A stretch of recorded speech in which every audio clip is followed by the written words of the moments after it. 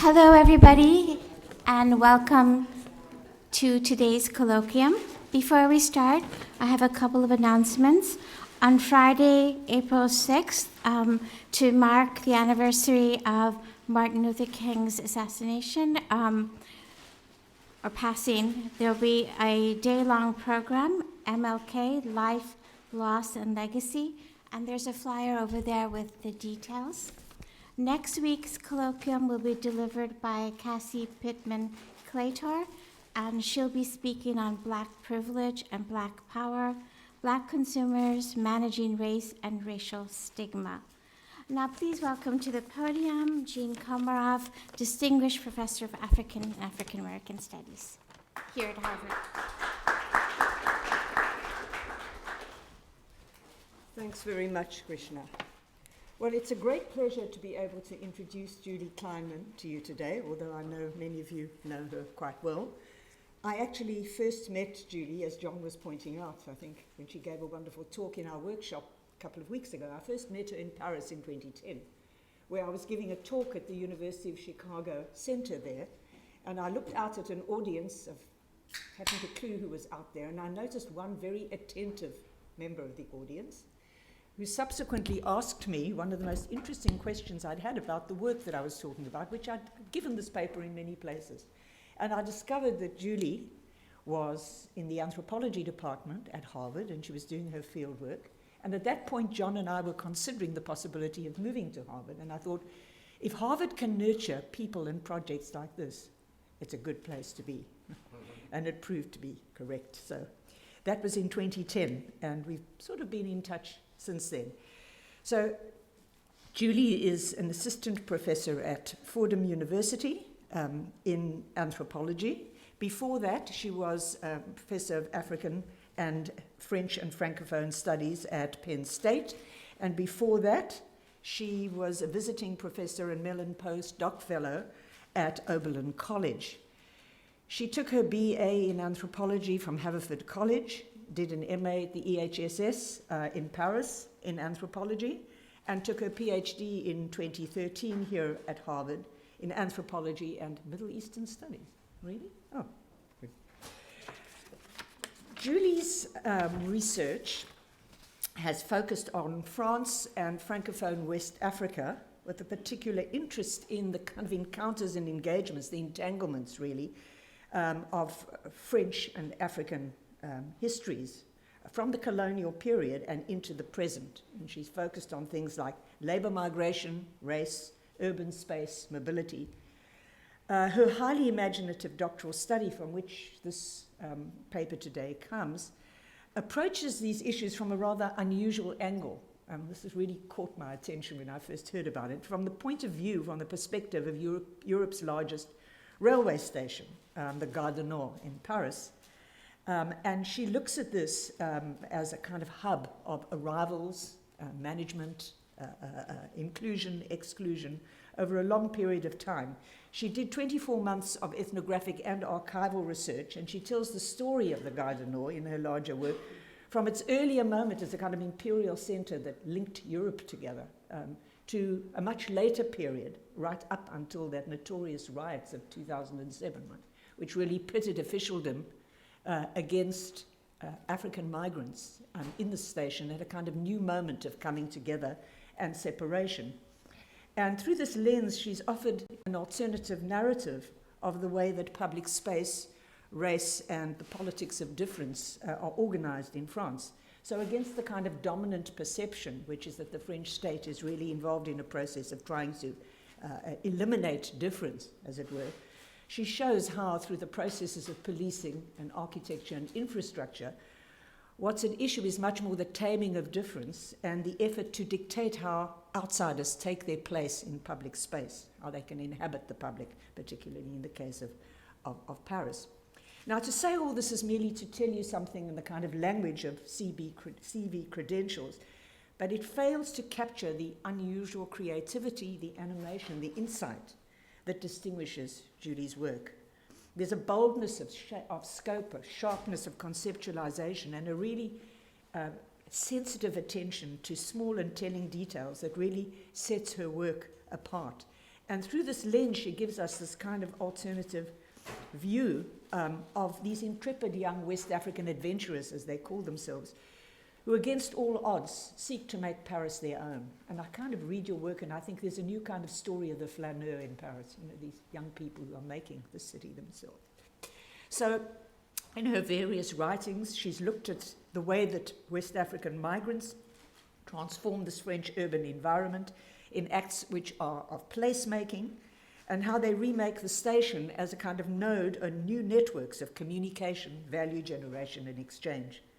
And in the process, she sheds light on the way in which urban space and infrastructure, and that's a term that's much invoked these days and not that often treated with this kind of creativity.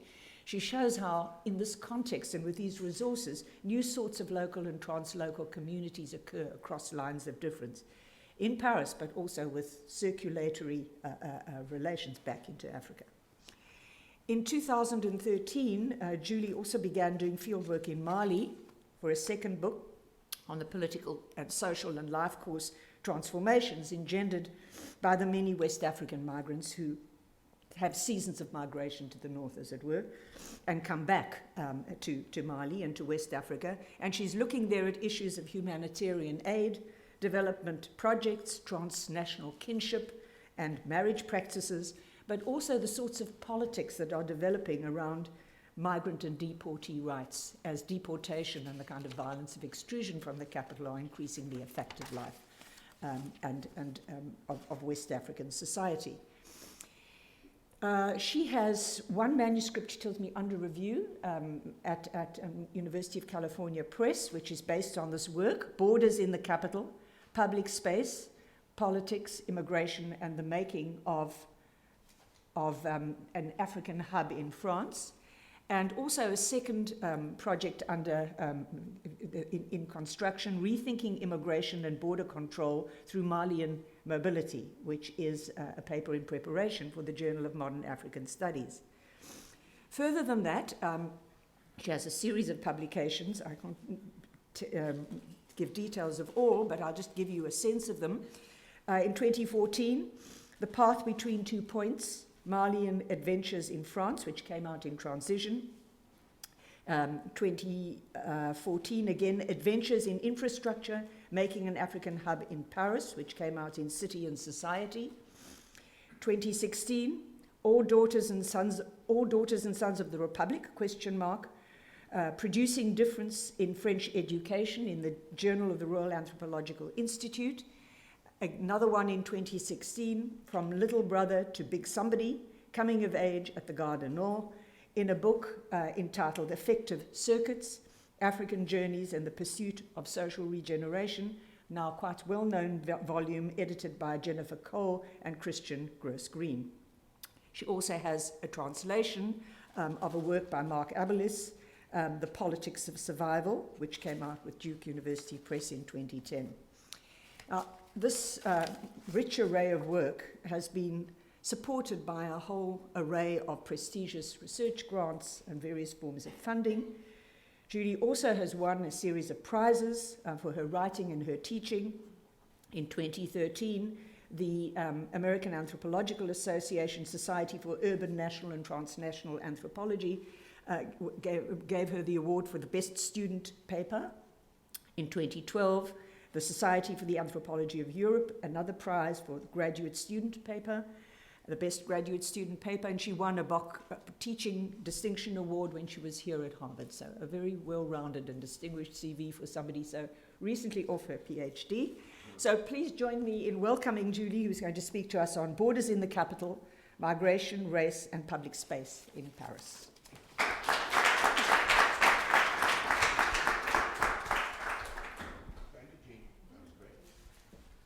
Well, thank you so much, Jean. That was a really, really generous introduction. And I just wanted to thank you and John for your generosity for the Center of African Studies here, and also your generosity and support of my projects over the years, which have been extremely valuable to me. I also would like to thank, of course, my fellow fellows at the Hutchins Center. It's, as everyone has said up here, been an honor to be here and wonderful space to think and write about these issues and I do think that being here has changed some of the ways that I'm seeing some of these issues with the conversations that I've been able to be a part of. And I would especially like to thank the staff of the Hutchins Center who've done such a wonderful job making this a great fellowship. Krishna, Velma, Justin, Danny, I guess you doing these projects over here, Sean, everyone, and of course Skip for giving us all this, bringing us all together here. Okay, so borders in the capital, migration, race, and public space in Paris. So when you hear these words, can you still hear me if I walk away from that mic? Okay. So when you hear these words, you're probably thinking about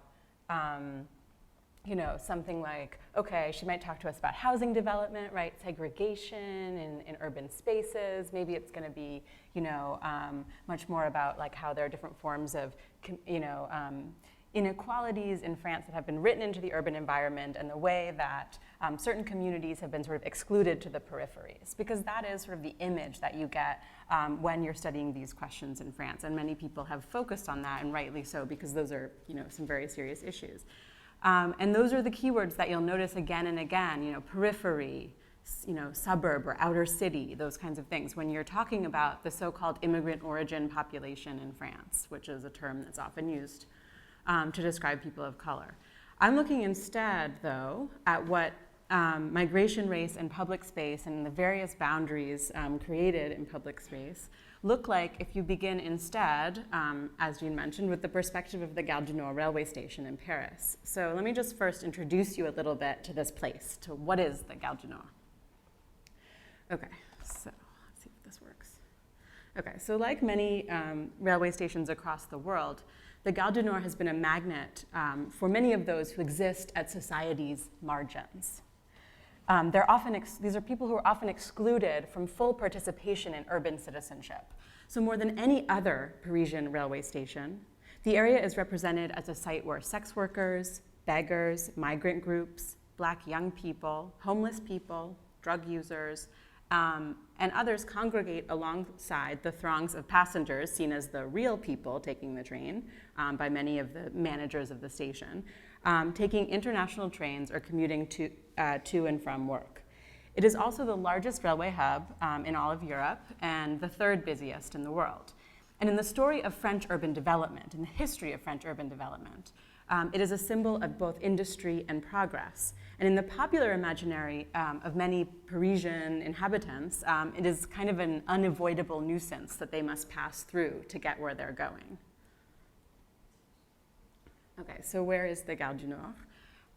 So the Gare du Nord is not so far from the center of Paris. Well, you can see it up there. And then if you look down at the bottom, you see where it is in relation to the rest of Paris. So one of the interesting things about the Gare du Nord sort of topographical emplacement is that it really lies on a border, on a boundary, separating the sort of poorer, more working class, although it's gentrified now, east of Paris and northeast of Paris with the wealthier western districts. So, and you really see this border sort of gets reinforced over time and time and again. I mean, you can even see it as early as the 19th century when the Gare du Nord was built. There was this big urban insurrection in 1848. So to the east of the Gare du Nord, you see tons of barricades if you were to map all the barricades. And to the west, you see almost none. And it's literally where the Gare du Nord is that is the dividing line. So it sort of occupies this strange space. It's not quite a neighborhood like some other areas. It doesn't quite have a neighborhood identity or brand. And it's sort of seen as really lying on this border. The Gare du Nord also contains an actual legal border within it because it is from here that you take the Eurostar to London. And in order to take the Eurostar to London, you actually, and if you've been to the airport in I think Toronto recently, you'll be familiar with this. You have to pass through a border. So you pass French customs, and then you also pass through English immigration in the Gare du Nord, so within the station. And then you're like technically in England. So you can only go through that. You can only go into that area if you're taking the train. So that there's actually a real legal border in there, but as I'll discuss, the place contains all sorts of other types of social boundaries. So for many migrant communities over time that have come into this area the station looks a lot different than the sort of reputation it has of being a place of squalor, to use some recent words to describe it, a place of ill repute. In migrant communities, it has quite of a different set of meanings. So, for example, as the writer Suketu Mehta speculates, quote, maybe what keeps immigrants in this area is the knowledge that the first door to home is just there, in the station, 2 blocks away. The energy of travelers is comforting, for it makes us feel that the whole world, like us, is transient. So these kinds of narratives, and there are many of them, that's just an example, anchor the station to the immigrant history of Northeast Paris that's really developed in the 60s and after the 1960s. Up to the present, and there are many different populations who live in this area. It evokes, these kinds of narratives also often evoke the aesthetic of movement, and the importance of that aesthetic in the way that people, in the way that immigrants who sort of use and see the station as meaningful occupy this space.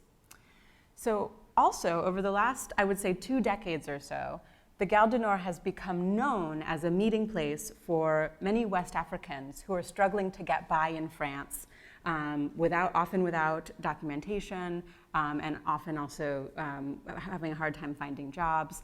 They go there looking for work, for cash, papers, maybe a potential patron, and even romance. Young men will meet at the station where they will give each other advice on where to find employment, where to loan money to one another, and where to exchange information.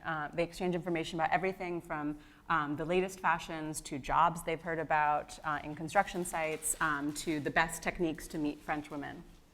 And so, this sort of aspect of the Gare du Nord, was one of the things that I focused on quite a lot in my research, because I found that this was also, as sort of mentioned, is one of the things that's really transforming the space, and their practices are really transforming the space, but not in the way that many people seem to think.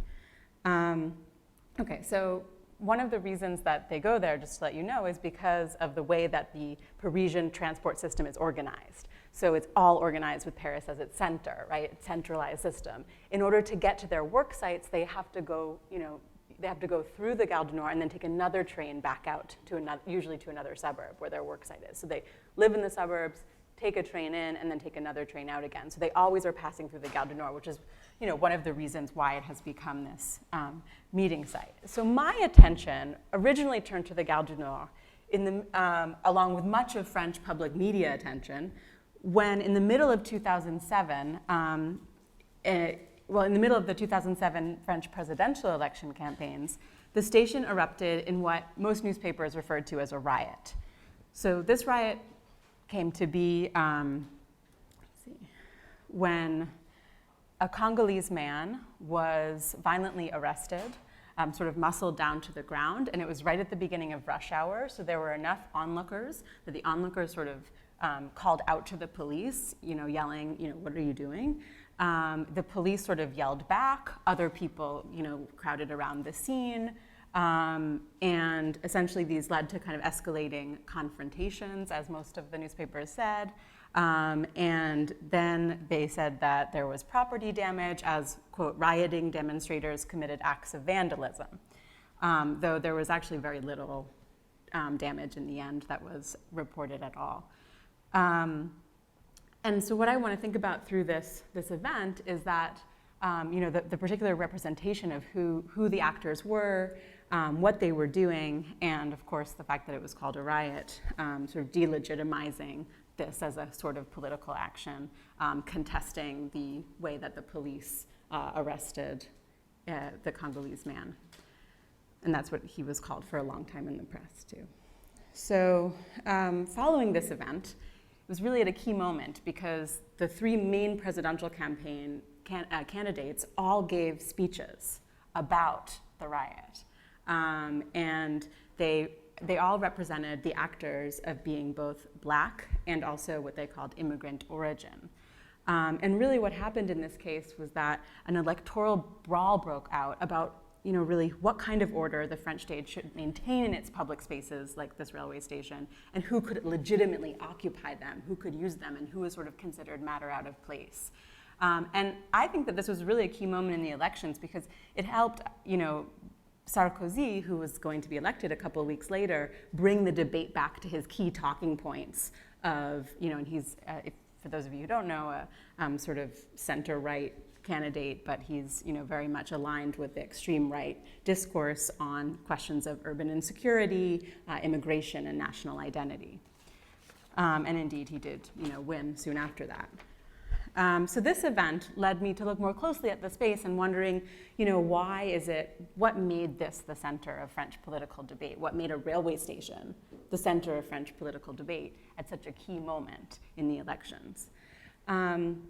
Okay, so before I go into that, though, I want to start, as anthropologists like to do, with a little bit of an ethnographic anecdote while I was doing my research. So I had been doing some field work at the station for a while, and I never really paid attention to all the CCTV cameras that were basically everywhere until a man named Ibrahim, a Senegalese migrant in his mid-20s, pointed them out to me, and I noticed their bulbous heads were kind of disguising them as light fixtures, and he nodded in their direction with the warning, "They're watching us." After that, I started to see these cameras everywhere. But then I noticed this peculiar poster that was standing in contrast to those hidden in plain sight cameras. For your tranquility, it proclaims, the station is equipped with a video surveillance system. So I paused to take a photo of this poster, which I thought, because on the one hand you have all these hidden cameras and then you have the kind of clear, obvious display of this sort of surveillance power. And when I paused to take the photo, this act sort of garnered a lot of vocal amusement from a group of men standing by who I knew who were chatting in the sunlight as sort of various commuters were navigating around them. So this sort of the commuting hour of the Gare du Nord. So Lassana was one of those men, and he's a Malian construction worker who I worked quite a lot with on this research. And one of his compatriots, Amadou, came over to say hello to me when I took the picture, and we contemplated this poster. And Amadou began criticizing police harassment of him and his friends at the station, which he liked to do. This was a frequent topic of conversation for him. And this is what he says. He says, "French cameras are crap. They can't even pay for a modern system with all the colors, so they only see in black and white. Their crap system is worth nothing. They see nothing, but I see everything. So ask me if you need to see something." And I should say that Amadou's nickname at the Gare du Nord was Sécurité sans salaire, or sort of volunteer police, security without salary, given for his kind of overbearing tendency, according to his friends, to surveil and control social interactions in the domain around the front square of the station. So we continued talking about these questions of cameras and where the cameras were and who knew the station the best. When Lassana brought up the 2007 event, which this was probably a couple of years after that, and he says, do you guys remember that riot a few years back? And he starts talking about what happened in the riot, and I noticed this happened a lot actually. So people would talk about the riot, and they would refer to it using the French word for riot. And they'd sort of talk about who are the actors in this particular moment, and they would sort of refer to this a lot, at least in the first few years. Now everyone's forgotten about it because it was like over 10 years ago. But so one of the things he did that was interesting was that he started talking about who were the actors in this riot. So he described the person who was stopped by the police as being African, and saying that the police stopped him because they thought he didn't have a ticket. He describes him as being a blédard.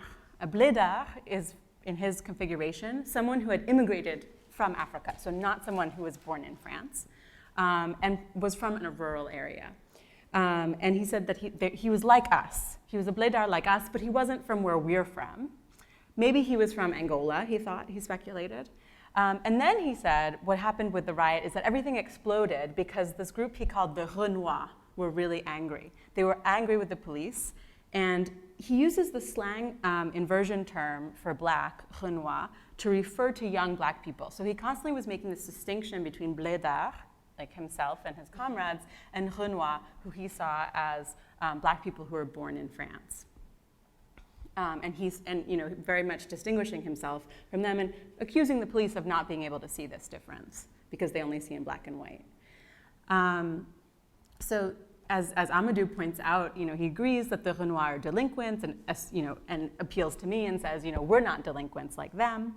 And the whole thing, and then he says, the whole thing just showed what imbeciles the police and the Renoir are. That's one of the reasons we came up here to the front area of the station, mostly us Blédards from Mali, Senegal, all that area. Anyway, we meet here, we go to a cafe, we talk, we go home. We're calm. But the police still bother us sometimes, especially those black cops. They're the worst for us. They're Caribbean. So here, you also see another form of boundary configuration coming up when they are contrasting their own experience to the French Caribbean, who they see as often being either police officers or also many of them are security guards, and they see them as sort of being the most bothersome to this population because they look down on them. So this is another sort of boundary. So I open here because I want to just emphasize the various kinds of boundary configurations that emerged in discussions about interactions with the police in the 2007 riots. So I think we can see some of the alternative types of boundaries that emerge when we look at this space, which don't tend to be discussed sort of in the French public sphere.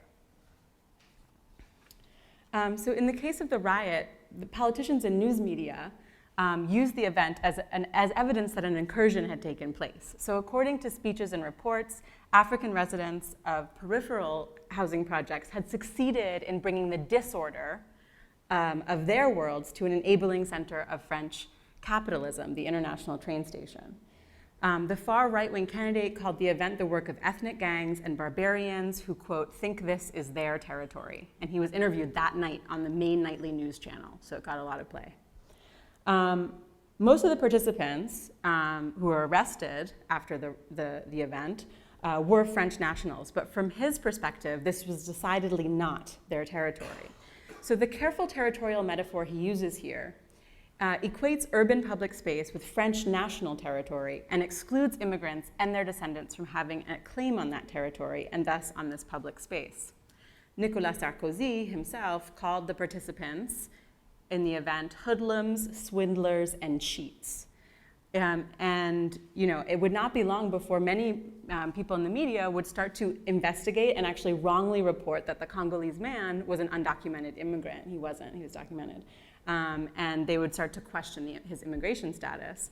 And Nicolas Sarkozy would pick this up and say, see, he's a cheat, he didn't have a ticket, and he doesn't have papers.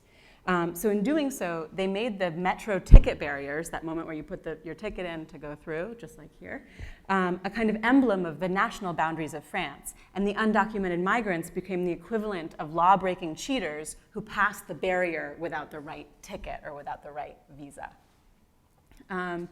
Yet, far from the kind of apolitical, chaotic movement of which they were accused, participants in this event, in fact, when you look at the event, and there are videos of it, they explicitly contested practices such as racial profiling and made a claim on their right to use the station and to exist in this public space in the center of Paris.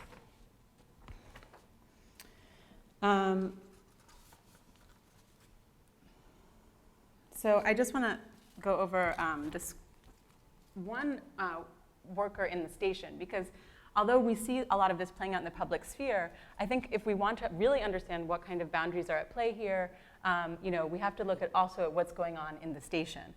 So a boutique employee who worked in the station, this is what she says. She says, they dance, they sing. You would think you're in their village. And she uses the term bled for village. They don't even say hello. They act permanently aggressive. And if we look closer at this, we'll see that she refers to this importance of saying hello in a public space, so this particular kind of behavioral norm of civility. And then she contrasts this brief bonjour with what she sees as a kind of boisterous sociality. She attributes to these youth who, she says, dance and sing.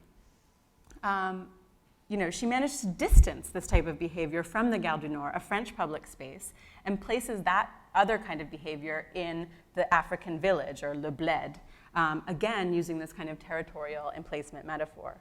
But at the same time, her speech actually belies the proximity of these things, not the distance.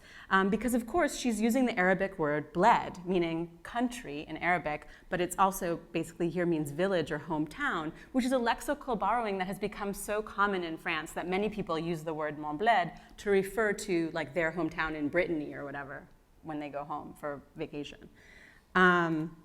She appeals to this purportedly French order by opposing their village and its corresponding behavior to the kinds of social interactions that ought to be taking place in a French public space. But she also points to the power of their action to transform the space. She says, you would think you're in their village, even in her own experience. And I just want us to keep in mind this question, both of the kind of distancing and sort of coming together ways that she talks about their occupation of the space, and also the way that difference itself becomes territorialized. That is, I mean by that, the way difference gets attached to particular public spaces, and they get particularly charged. And I think the Gare du Nord is one of those spaces. Okay, so how did a Gare du Nord, go back to this question, become the center of French political debate? So I want to, in my talk today, just think about this event, but also just think about the Gare du Nord more broadly from a few different perspectives, from the perspective of urban planners, from the perspective of historical development, and also, especially, from the perspective of West African migrants who really, in many ways, remake this station. And I want to suggest an answer to this question and highlight the ways that this site helps us rethink the politics of difference in French public space. So I'm going to skip over the part about how a lot of studies tend to focus on segregation and peripheries, because Jean already did that work for me. So, essentially, I do think that a focus on exclusion and segregation, while it is very important to understand those phenomena, risks performing a kind of scholarly ghettoization that equates immigrants with suburbs. So the first image you see when you say the French immigrant or the French African or the African immigrant in France is the sort of location of a suburb. And it also tends to belie the connections that persist between periphery and center. So I think it's in some ways to buy into a French discourse of like the center is and the peripheries are over there, and we've managed to sort of control all of that. And I think that the Gare du Nord really helps us to, kind of explode that notion.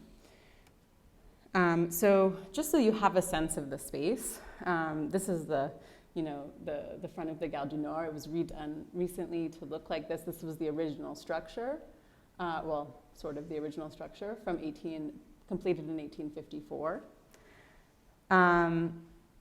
And let's see.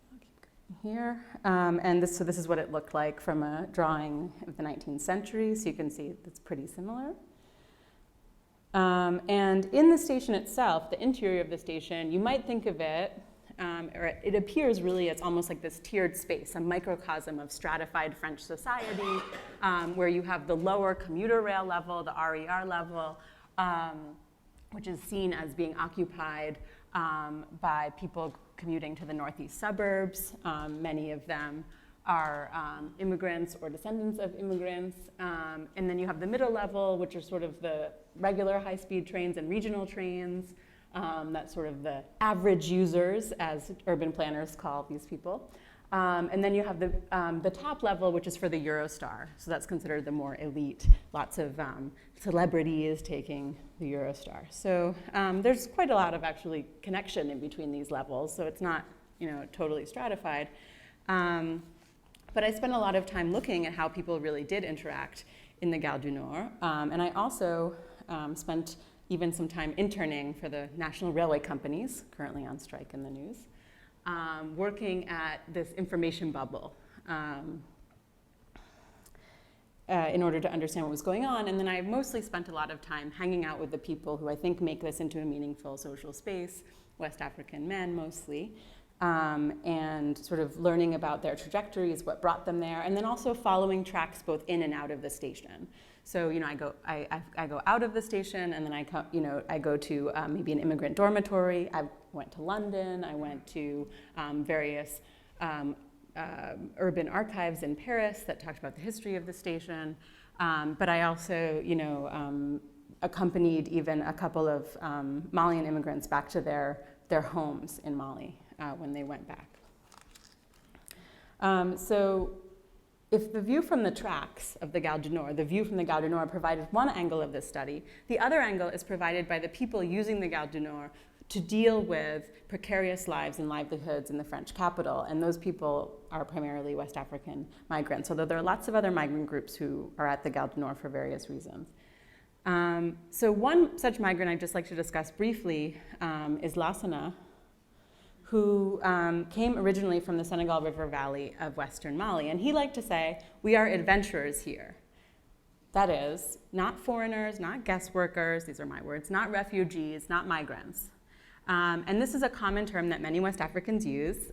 The terms l'aventure and l'aventurier are the ways that they describe themselves and their situation. And this isn't really just an attempt to romanticize difficult journeys. These terms and their equivalents connect them to a lineage of adventurers. They've long been used among West African migrants around the world and signify the idea that migration is an initiatory journey, a rite of passage, not something that's sort of based on push and pull factors that we see in the narratives of migration that we're very familiar with. So seeing their voyages as part of this broader tradition helped to maintain family relationships across long distances, and also gave migrants a way to find meaning in their very risky travels and various struggles abroad. So this vision, I think, is quite different from all of the ideas we have about economic migration, which tends to assume that migration is a relatively new phenomenon where poor people are forced to leave underdeveloped villages in Africa and go to work in European capitals. Lassana rather saw migration as a necessary stage of life and the continuation of a long tradition. And he was not alone. As anthropologist Isaïe Dugnon puts it, many West African migrants come from places where, quote, not migrating is not living. The idiom of adventure is a way then for Lassana and other West Africans to conceptualize their own journeys and also provides a lens for understanding migrant lives and struggles more broadly. So across the world, these aren't the only migrants who are struggling to get by right now. Many migrants across the world, if we look at journalistic accounts, anthropological, sociological, scholarly accounts, are using new strategies to confront very difficult circumstances, in some ways that seem increasingly difficult. And much recent work has explored how migrant communities create social networks and community among co-nationals or co-ethnics, terms that are used. Such strategies play into what the French state will then deplore as communitarianism, by which they mean the ways that migrants create enclaves that purportedly bar their integration into French ways of life. I would like to suggest that the opposite is true. Instead of extending their networks of co-ethnics in France, West African adventurers who depart from their kin and village communities create social ties and families across national, racial, ethnic, and class boundaries. Meanwhile, it is rather the French state that promotes communitarianism through racial profiling and policies such as urban development and regulations aimed at curbing marriages between French citizens and non-nationals.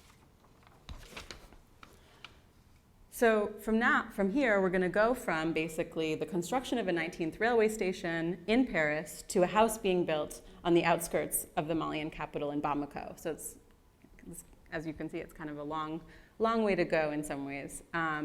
And the purpose of this is to think about how the space of circulation gets constructed and redesigned, and then how West Africans use and transform it. And their adventure imaginary and practice, I think, do offer also a critique of the French politics of difference and the kinds of marginalization it produces. And even perhaps, and this is the larger project of my book, an alternative model for what migration management, migrant integration, and the elusive goal of urban living together might actually look like. Okay, so I'm just going to briefly go into the history of the Gare du Nord and why I think it's interesting to think about the site historically, as well as thinking about its current social makeup.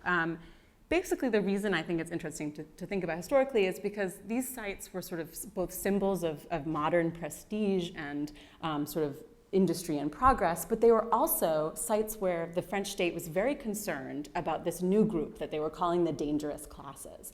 And this group was mostly comprised of rural French people who were coming in, and they were seen as a nomadic race, they were seen as savages, and they were seen as people who would pollute Parisian blood. This is a 19th century discourse that emerges at the same time as railway stations, and the railways were what was bringing them in. Stations provided this kind of new space where you had non-previously seen social mixing. And they wanted to control that space. So what they did was they created divisions within the space. They limited access to the station if you didn't have a ticket. When you went in, you had to go to your class of waiting room. So there were all these physical barriers that were built into the station, meant to kind of curb the possible danger of the mixing of these dangerous classes with bourgeois French morality and order, and sort of the disorder that they represented. They also built a couple new different kinds of police forces, the railway police and other police forces who were meant to control it. And the Gare du Nord, I think, Gare du Nord isn't the only place affected by this, but it is a true contact zone where people from all walks of life might encounter one another, quite different from many of the sort of partitioned and carefully planned spaces within Paris.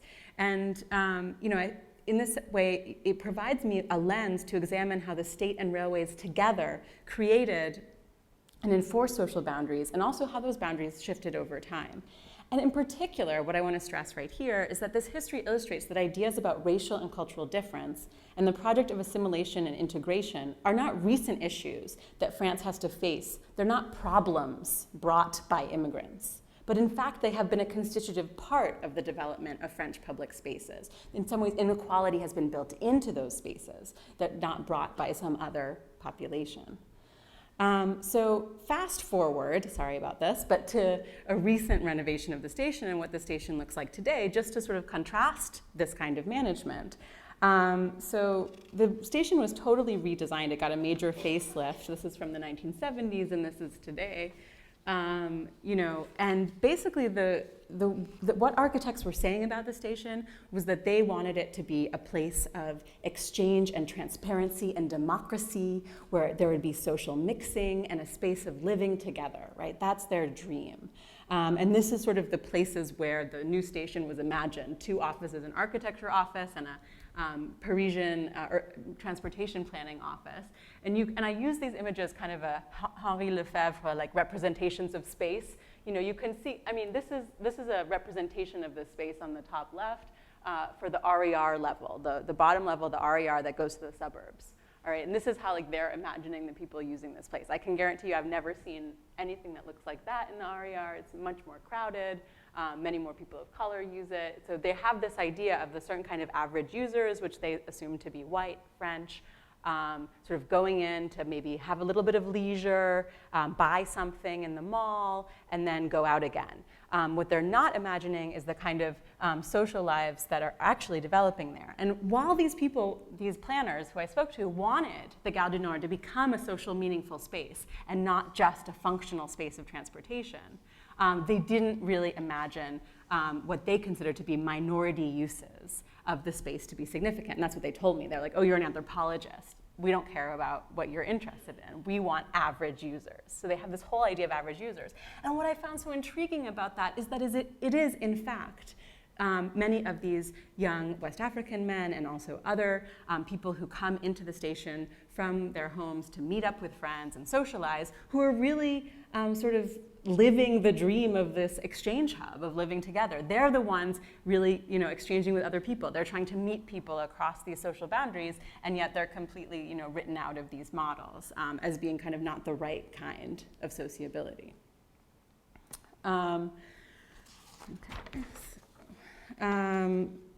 The design, okay, so it's supposed to be open space, democracy, exchange.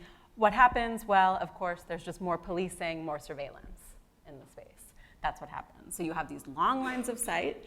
You have far more police patrolling it. It's more difficult to manage in some ways. And so they have several new police stations that are built within the Gare du Nord, and a few different police forces who are going to be patrolling it. You also have more than 500 CCTV cameras that are installed, though I'm not sure who's watching them because I have never figured that one out. But in any case, this idea of democratic, transparent exchange, is transparent perhaps, but to whom? And the question is, who is the space made for, and who is written out of this space? So one of the things that the station does is, it creates these police patrols that are doing what's called, contrôle d'identité, which are somewhat similar to what we call stop and frisk in the US, but not quite the same. They're asking for their papers. Sometimes they search them, sometimes they don't. And essentially they did the study that showed that at the Gare du Nord, if you were black, it was 11 times more likely that you would be stopped. If you were perceived as black, I should say, it was 11 times more likely that you would be stopped than if you were perceived as white. And so they have this study that shows something that no one is really surprised about at all. Because the police have a lot of latitude in the space of the Gare du Nord because there's no, they don't need to justify because of terrorism, the space that it occupies within Europe as a border. They don't have to provide any legal justification for stopping someone. Though honestly, I don't know if that actually even makes a difference because I think that they stop people all the time all over Paris without legal justification. So we might make a little too much of that. Okay, but to talk about all of this space and these questions through race, through the notion of race, a lot of people in France who study France would say that race is really a taboo subject. Have you guys heard that, right? Have you heard like race is taboo, no racial statistics in France, we don't do race, it's different here, kind of thing.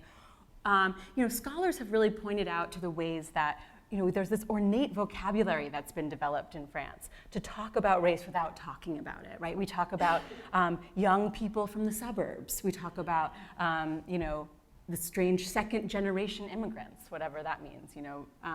We talk about things like we use culture as a way of talking about race. So that's sort of the many people have explored how all of these spatial and cultural designations sort of stand in for race.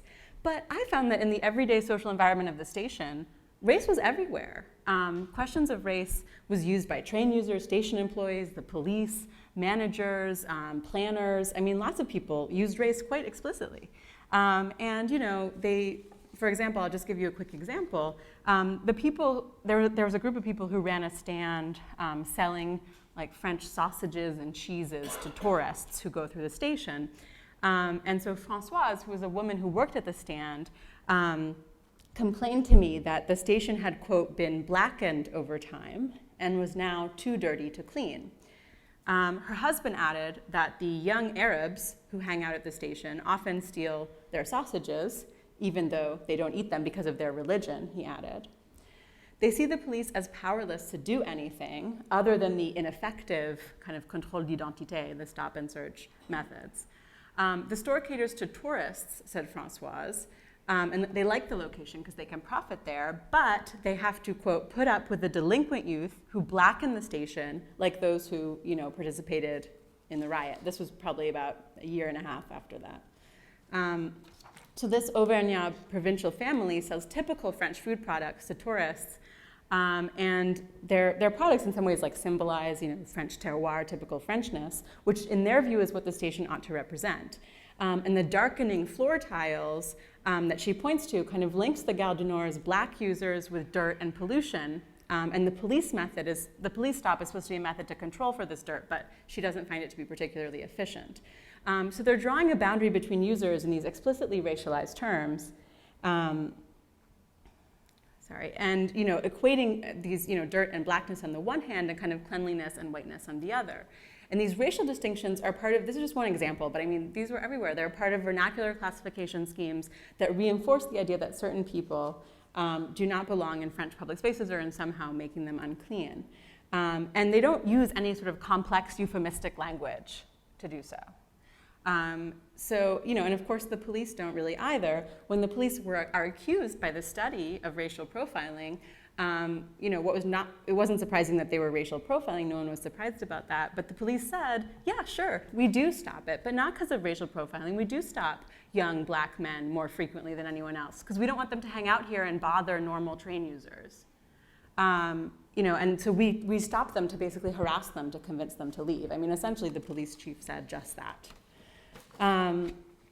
So, contrasting with these kind of black-white boundaries, as we will recall from the earlier story I told, West African adventurers proposed an alternative set of boundaries that were more relevant to their own lives, such as Renoir, Blédard, Antillais, Africain. And, I think in this moment it's important to understand that they don't diminish the existence of difference in public space or claim we have equal rights or we are all French, but rather they proposed a different set of categories. You can't see anything if you see it in black and white, as Amadou said about the French camera surveillance system. Participants refused the differentiations that saw them as matter out of place by all these police, shop employees, and the urban planners. But they did not dismiss the relevance and the importance of social boundary making and even of cultural difference in the social world of the station. And I think we might see the riot, in fact, as a kind of revolt that attempted to actualize the real exchange hub dream of the planners, but one that did not gloss over difference and discrimination, but recognized it and tried to address it head on. And finally, I just want to say that there's a lot of ways that we might see this policing as a form of state oppression. It certainly is, and it has many deleterious effects. But I do think that it would be a mistake to just see it as a repressive state controlling black people. I think that I found that West Africans at the station, in fact, found all sorts of ways to interact with the police, and even in some cases adopted the idiom of control, as I sort of alluded to with this name, Sécurité sans salaire, right, of the nickname of Sécurité sans salaire. Now, he preferred to call himself the president of the Gare du Nord. That was his name. And he would often ask a group of people to, show me your passport of the Gare du Nord. Where's your passport? Show me I want to see your passport of the Gare du Nord. So his friends, they would take out their actual passports, and they'd say, here's my passport, which they all had on them. And he said, no, that's not the passport of the Gare du Nord. Show me the passport of the Gare du Nord. So they would take out a driver's license. No, that's not it.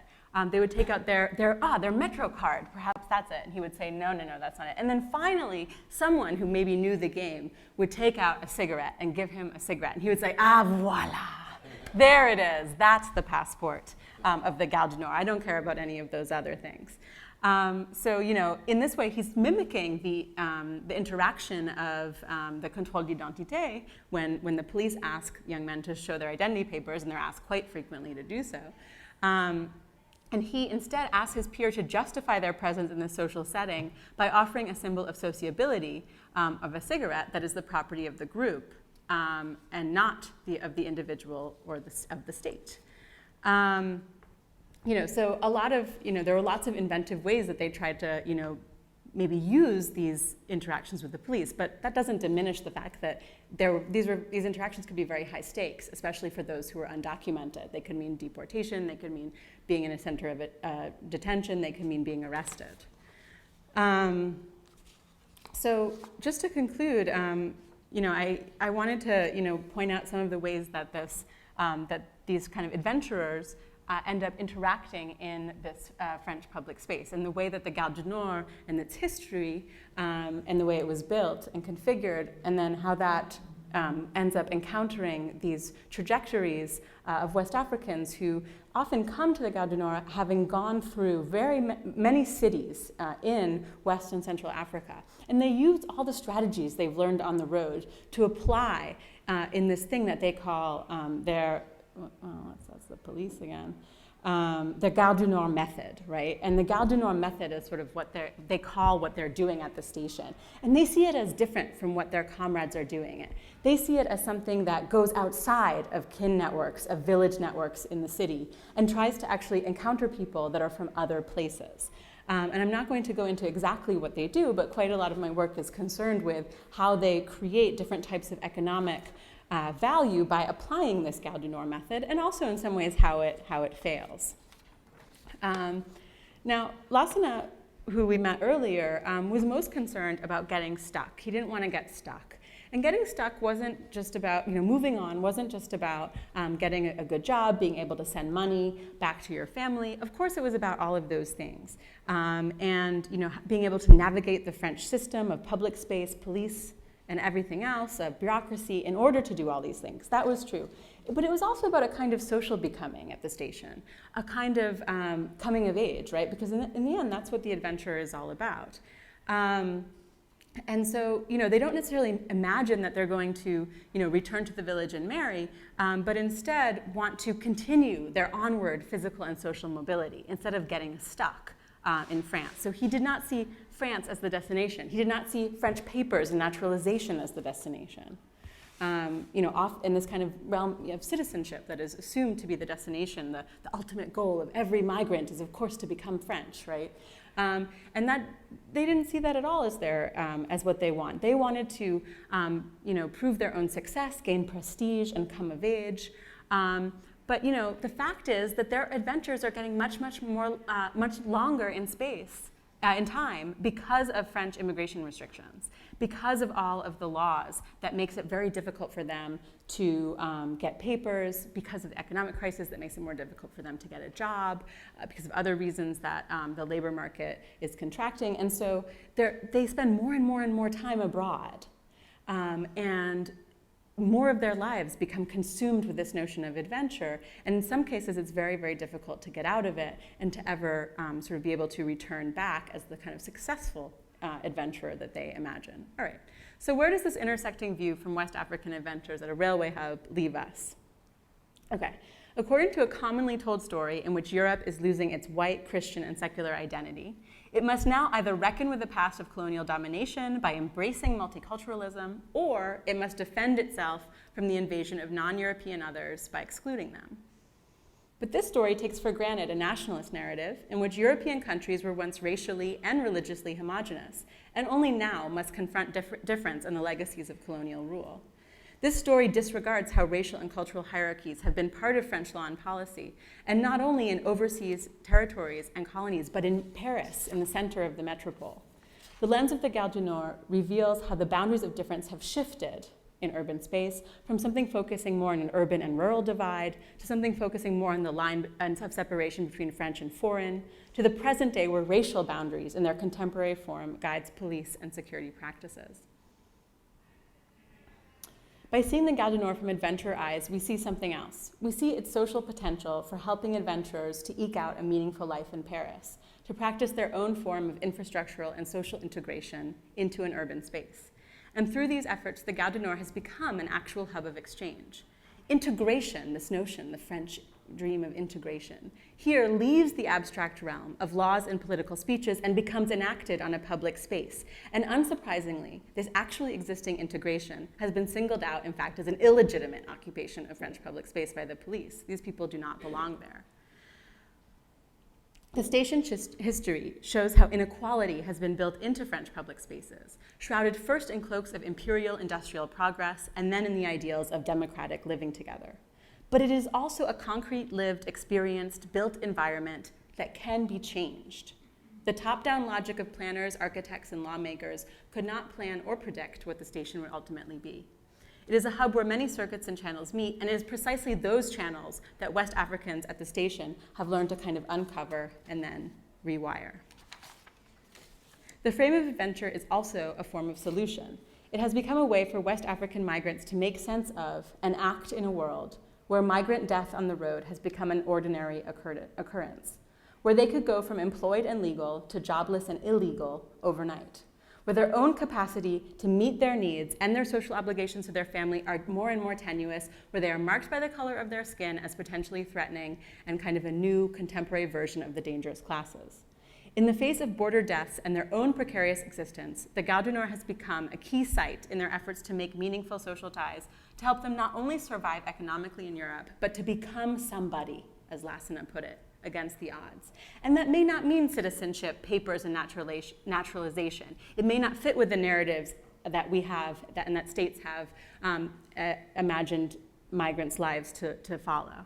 Still, adventurers seek to work and to be treated fairly by their employees and the French state, to continue effective ties, to maintain social and kin relationships. They seek to travel. They seek to embark on new voyages. Is that too much to ask, they often wonder, in exchange for the labor they provide, often building the infrastructure that will continue to symbolize French progress? Thank you.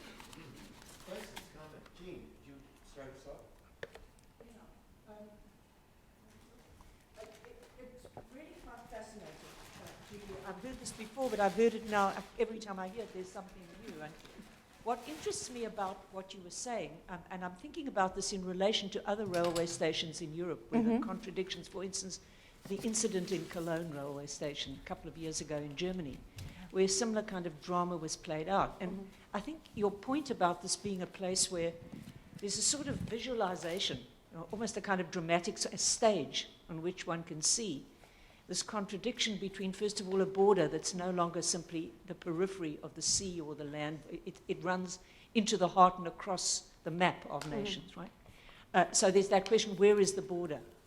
And how can the international border be part of the heart of a city? But then also there's the question of making visible a public with all of those contradictions and that long history of what you show here. And this difference between the idea that it's accessible to everybody, it's a kind of melting pot, and it's the ultimate inclusion, and the fact that, in fact, it's always been something stratified, something with unequal access. And that contradiction has somehow to be managed in public space and in the way that the state polices itself and so on. And I think what you said right at the end seems to make a lot of sense also, is that it's not simply a matter of excluding people from the point of view of the state, because the guilty secret here is that their labor is absolutely crucial to the reproduction of this whole society, at the same time as their citizenship threatens the very idea of what is a public and ultimately a nation. So there's something, it seems, about what is you can dramatize and see, you can materialize in this space, which I think you brought out very well in relation to the question of the Riot and what that stood for. And even in relation, this is what I wanted to ask you about, this fascinating surveillance system, which both draws attention to itself and yet ostensibly is not there. And I wanted you to just think a little bit more about that in relation to this issue and what you were saying about the fact that it's not necessarily the case even that anybody's watching this. That it's all there as a kind of statement of an effort to try and manage this contradiction of inclusion and exclusion, of a public that's unitary and yet is constantly being divided in different sorts of ways. And that this place makes it dramatic in a way that nowhere else. I mean, not at airports, for instance, because of the kinds of constraints that operate there. So. Yes, thank you. I think that's a really good point. And in some ways, I have a hard time thinking about this question because I think it's so easy to overstate this space as some sort of panopticon, but no one's really watching, no one's really changing their behavior all that much because of the cameras. It is in this case really the performance of security, and not just, I think that what that poster shows is not just for the sake of the people who are being, or the targets of surveillance, but also for everyone else, like this kind of for your tranquility, we have this technology.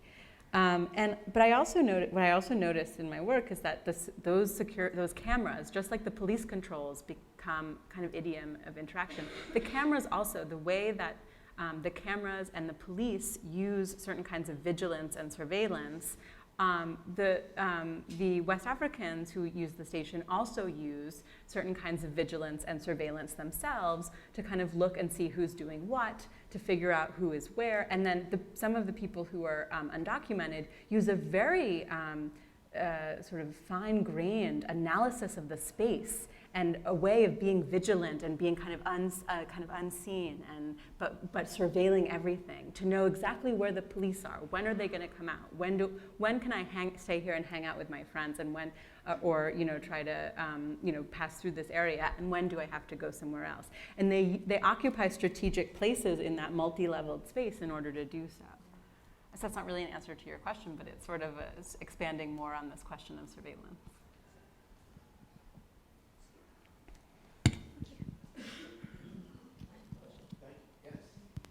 So wonderful talk, very, very interesting about race and place. And I had a question about gender.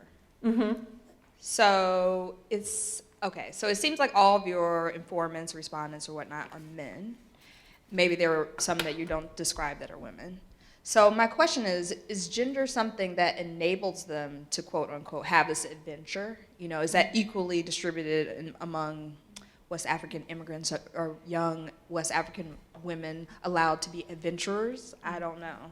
And then the second question is, because it seems like they're mostly male subjects, they are also perceived as a threat, as dangerous, as aggressive, right? So arguably, if there were lots of young, maybe West African women, they wouldn't be perceived, they might be perceived as culturally distinct, but I imagine that there might be different stereotypes that are more salient, and because they're men, you see this notion of they need to be policed, they're aggressive, they're a threat.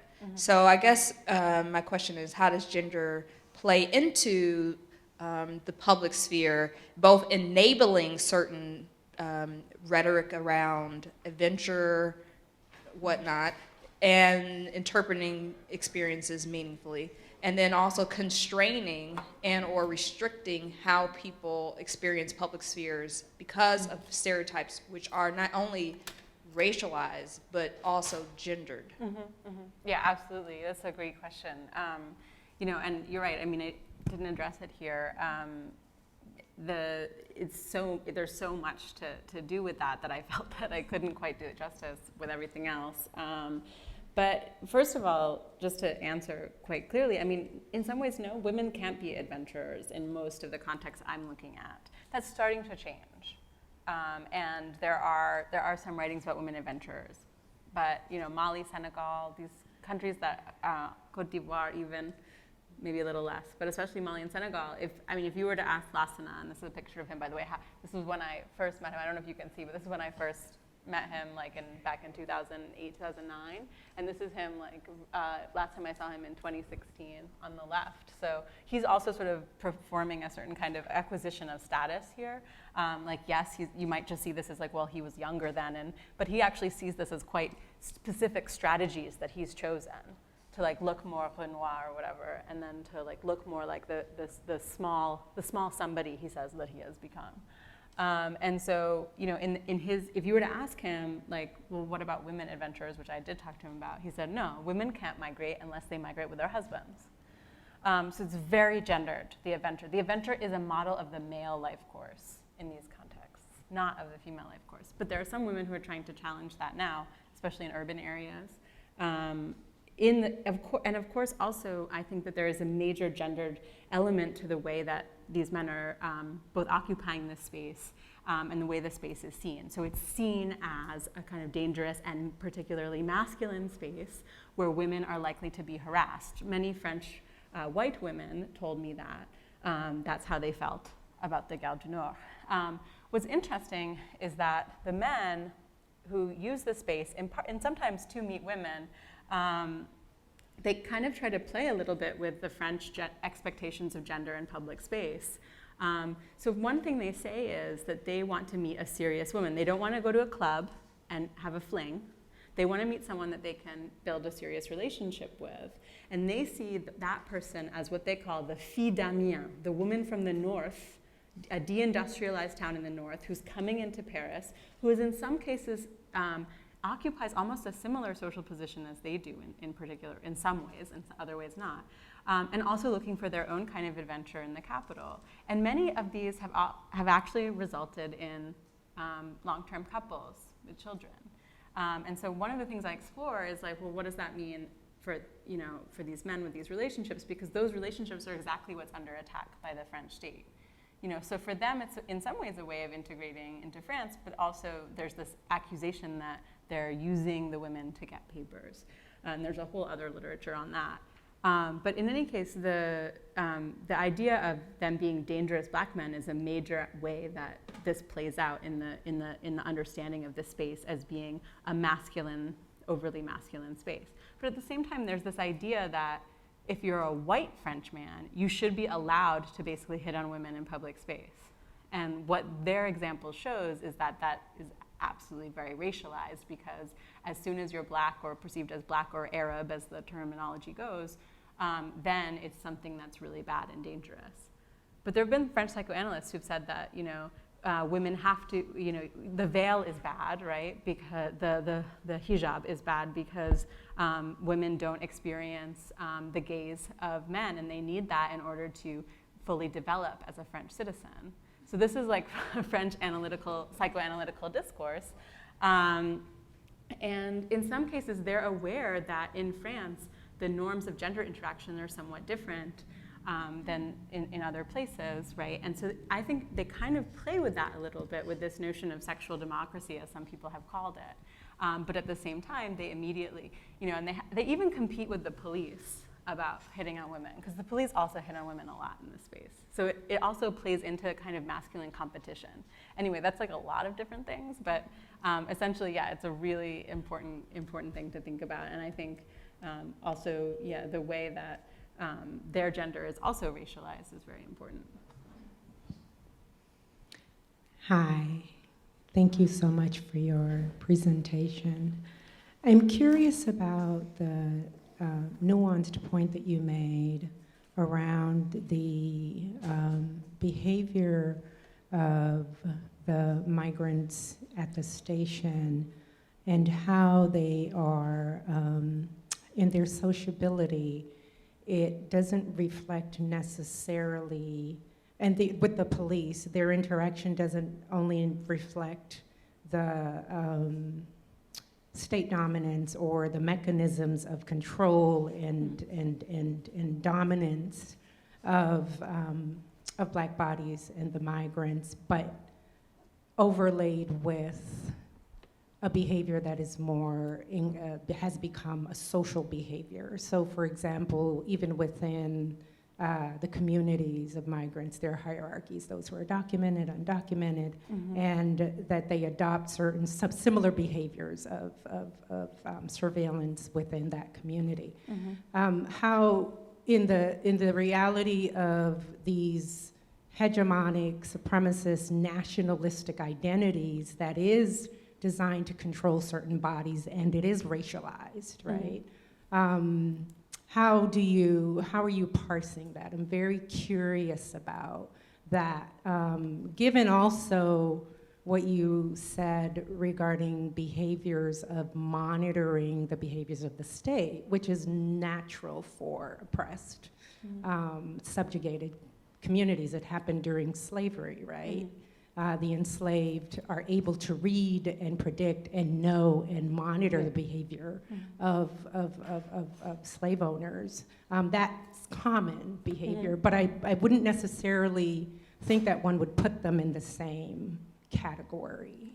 Or that the adaptive behavior of survival or liberation of those who are oppressed, right, is not the same as the state's hegemonic, dominant, mechanistic logic. And so I just wanted to say that, and then also from your perspective, how would you mark it and clarify it to make that distinction? Yeah, no, thank you. I mean, I think that that's absolutely a fair point to just highlight, in the sense of, there is a danger, I think, in talking about things like, what's been talked about in other cases. I don't really see it as resistance, but some people might see it as resistance or weapons of the weak. So I think some of the critique around that has been to say that, it risks misrecognizing the actual systems. And then also, in my case, I think what you're pointing to is that it's, they occupy such different levels of power. They have such different positions of power in this context that it's utterly different when an undocumented migrant uses a strategy of vigilance versus when a police officer does the same. Same with the idiom of control, right? Amadou, for all his performances, actually, I learned this quite late, is undocumented. They didn't talk much about who was undocumented and who wasn't. It wasn't really a meaningful distinction for them for all sorts of reasons, because their goal wasn't really to get documents. I mean, they wanted them insofar as it enabled their further mobility. But what I want to stress, and what I do think it is important to stress, and I don't know if I'm stressing it enough, is that they occupy an incredibly precarious position. And the fact that they go to the station where there are 7 different security operatives and teams and all sorts of laws that are suspended, even worse perhaps than their where they are in other places. And they do so because in some ways they think that they have to. I mean, well, they have to go through public transportation to go to their work, to go to work, and in some, for these men also to find work in some cases. And so they're constrained to go there and to confront that. And not just at the Gare du Nord, but everywhere they go on public transportation. And I mean, in the city, a little less so now than when I was doing my research, when Nicolas Sarkozy was president and would constantly send teams out. I have to say, like, as much as everyone says, might malign François Hollande when he was president, there's a big difference for many undocumented people because they feel like at least they can go walk out in the streets. So it's different for them in that sense, but that's just a sidebar. I mean, the point here is that, they go out there, they have to confront this. They feel that they have no choice but to. And my point is, like, we have to recognize how those systems work. So a lot of what I try to do is recognize exactly how those systems work, but then how it also plays a role that I think from their perspective, if we want to see it from their perspective, they refuse the kind of like, this defines everything we do logic. They refuse that. We could say, well, in the end it does. I don't know if that's for us to decide. But they're carving a tiny, tiny corner of life that might be meaningful to them in an extremely precarious and potentially dangerous situation where they could be injured by the police, killed. They're operating in that space. And I think, and this has lots of parallels all over the place, the way they operate in that space is going to be defined in part by the systems that they have to confront, or be defined significantly by those systems, but not entirely. You mentioned planners. Mm-hmm. What are the implications of your research for planners and for SNCF? And what do you see something comparable at Gare de Lyon, where there are men from the Maghreb and the Roma in some numbers?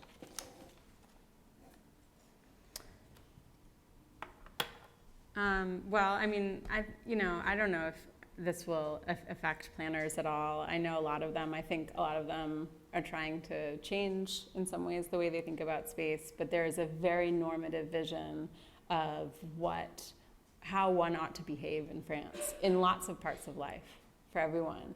And that normative vision in some way guides the way that planners, I think, imagine their space. And they are subject to the same logics of racial difference and of seeing Black people as never French, as everyone else. And so they tend to see what they're doing as not something that they should be that concerned with.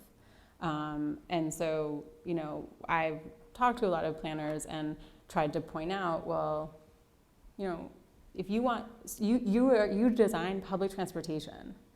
People don't really care that much about that. People think it's just for the functional getting from A to B. And transportation planners today don't like that model. They want it to be meaningful. They want it to be a place for, even some of them say, for love, for play, and it's like, well, look at what people are actually doing in the space. Look at what's actually happening instead of the kind of models and images that they have already sort of made in advance. Because there is that, right? And so I don't think, just like these young men, also the planners can't really escape. I don't think the planners made the surveillance and policing happen. They didn't anticipate that or necessarily desire that.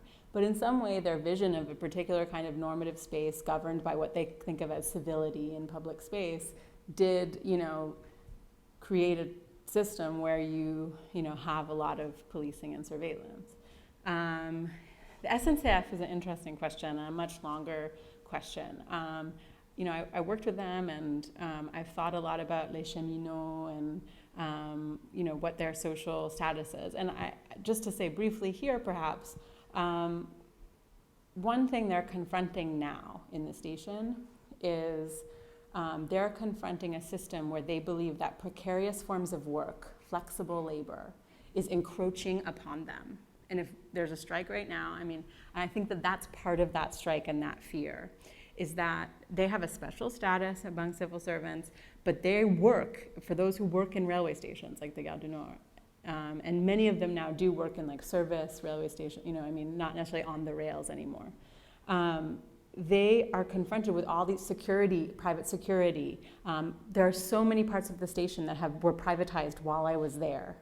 And they're confronted with all these forms of flexible work, and they think that their work is going to become like that. So part of it has to do, I think, with the public space of labor in this case. But here's the problem. A lot of cheminot union activists are making it seem like they have this kind of genealogical, like my grandfather was a cheminot. And while there are many, many cheminots from the Caribbean or descendants of people from the Caribbean or North African, West African, in some way, those people feel excluded from participating in the union activity because the cheminots have in some ways defined almost this genealogical sort of inheritance of the cheminot from which like they don't see them as part. So that's sort of what it says for the planners in the SNCF. What was the second part of your question? The Gare de Lyon. Yes, the Gare de Lyon. So the Gare de Lyon, I don't know if it would be subject to a fascinating study, maybe. I think the Gare du Nord has, lots of train stations are fascinating social environments and could be the object of sociological study. I think one thing about the Gare du Nord, though, is there's a lot of history, there's a lot of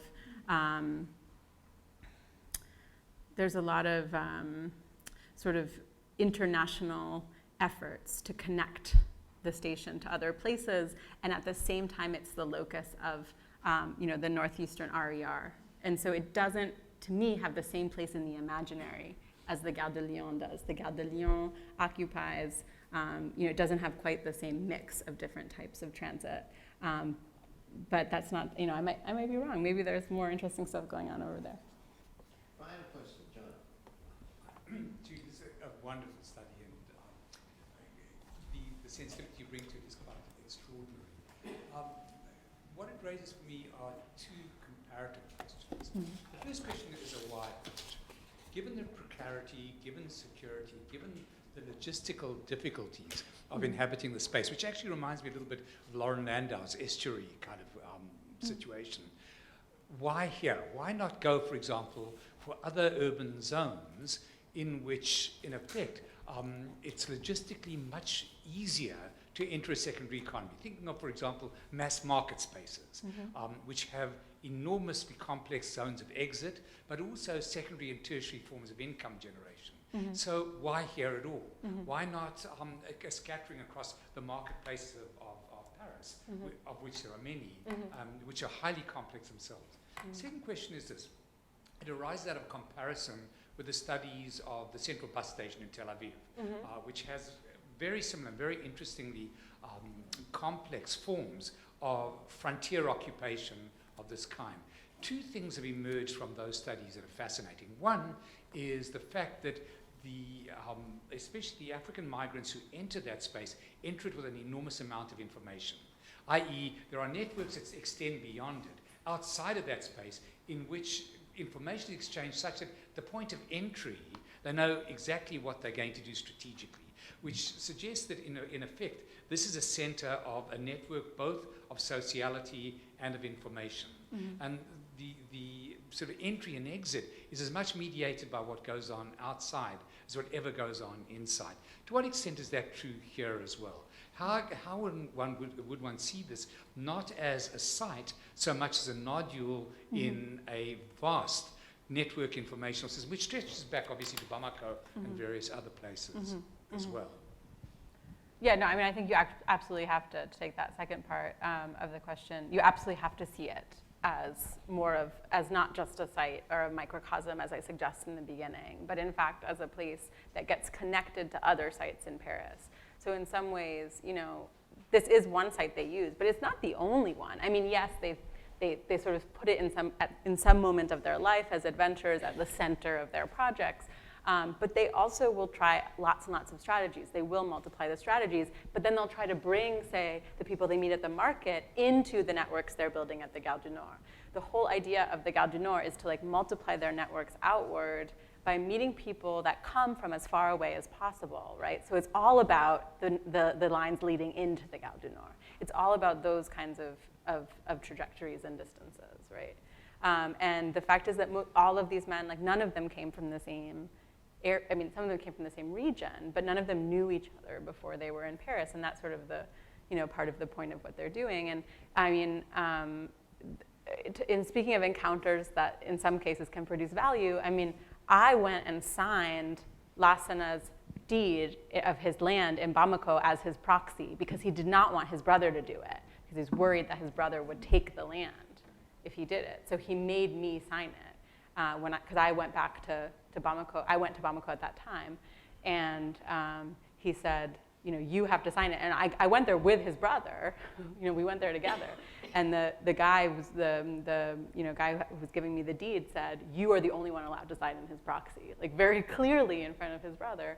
And so like this idea is that these new kinds of encounters can also enable, the possibility of the self-realization that they seek, but those encounters do take them out of the space, right? So while it's about the space, it's also about the point that they want to move on. That like they shouldn't, just stay at the Gare du Nord. They want to move on from the Gare du Nord in many ways. So, in that case, so in that sense, I try not to make it only about this as like, I don't see it really as a microcosm. It's like more of a prism for, these kinds of projects that they have. What was the first part of your question? Why Gare du Nord? It's all Why not the markets? Yeah. Yeah. I mean, I think that I pointed to that answer, though perhaps not satisfactorily. I mean, it's not just the Gare du Nord, but why do they end up there? It's a cumulative over a long period of time. They have to be there because of commuting. It has to do with the way that the labor system works and the way that the transportation system works and the fact that they end up there anyway. They are very suspicious of enclave areas that they see as enclaves, such as the African market, which isn't that far from the Gare du Nord. They go there, but they see that as potentially actually being a drag on their resources and not a place where they can maximize the potential of value creation of encounters across difference and across social boundaries that they can do at the Gare du Nord. Thank you. Great. Thank you, Julie.